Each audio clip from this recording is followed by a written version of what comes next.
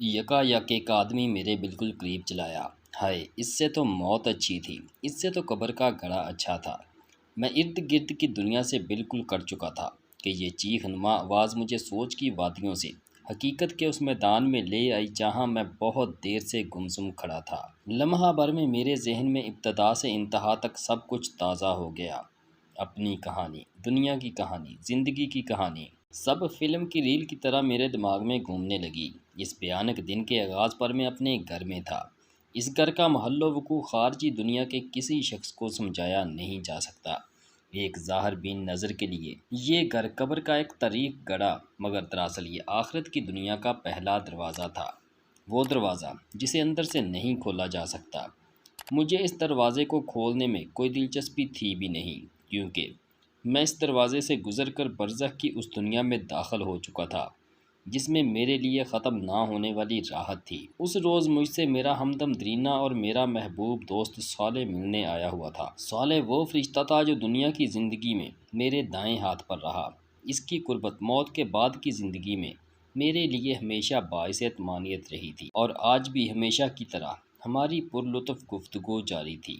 دوران گفتگو میں نے اس سے پوچھا، یار یہ بتاؤ تمہاری ڈیوٹی میرے ساتھ کیوں لگائی گئی ہے؟ بات یہ ہے عبداللہ کہ میں اور میرا ساتھی دنیا میں تمہارے ساتھ ڈیوٹی کیا کرتے تھے۔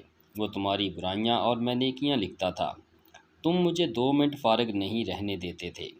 کبھی اللہ کا ذکر، کبھی اس کی یاد میں آنسو، کبھی انسانوں کے لیے دعا، کبھی نماز، کبھی اللہ کی راہ میں خرچ، کبھی خدمت خلق۔ کچھ اور نہیں تو تمہارے چہرے پر ہمہ وقت دوسروں کے لیے مسکراہٹ رہتی تھی۔ اس لیے میں ہر وقت کچھ نہ کچھ لکھتا ہی رہتا تھا۔ تم نے مجھے تھکا کر مار ہی ڈالا تھا، لیکن ہم فرشتے تم انسانوں کی طرح تو ہوتے نہیں کہ برائی کا بدلہ برائی سے دیں۔ اس لیے تمہاری اس برائی کے جواب میں بھی دیکھ لو کہ میں تمہارے ساتھ ہوں اور تمہارا خیال رکھتا ہوں۔ صالح نے انتہائی سنجیدگی سے میری بات کا جواب دیا۔ میں نے اس کی بات کے جواب میں اسی سنجیدگی کے ساتھ کہا، تم سے زیادہ برائی تو میں نے اپنے الٹے ہاتھ والے کے ساتھ کی تھی۔ وہ میرا گناہ لکھتا، مگر میں اس کے فوراً بعد توبہ کر لیتا۔ پھر وہ بیچارہ اپنے سارے لکھے لکھائے کو بیٹھ کر مٹاتا اور مجھے برا بھلا کہتا کہ تم نے مٹوانا ہی تھا تو لکھوایا کیوں تھا۔ آخر کار اس نے تنگ آ کر اللہ تعالیٰ سے دعا کی کہ اس شخص سے میری جان چھڑائیں، اس لیے موت کے بعد سے اب تم ہی میرے ساتھ رہتے ہو۔ یہ سن کر صالح ہنسنے لگا اور بولا، فکر نہ کرو، حساب کتاب کے وقت وہ پھر آ جائے گا۔ قانون کے تحت ہم دونوں مل کر ہی تمہیں اللہ تعالیٰ کے سامنے پیش کریں گے۔ یہ بات کہتے کہتے اس کے چہرے پر گہری سنجیدگی کے آثار نمودار ہو گئے۔ وہ بولتے بولتے چپ ہوا اور سر جھکا کر ایک گہری خاموشی میں ڈوب گیا۔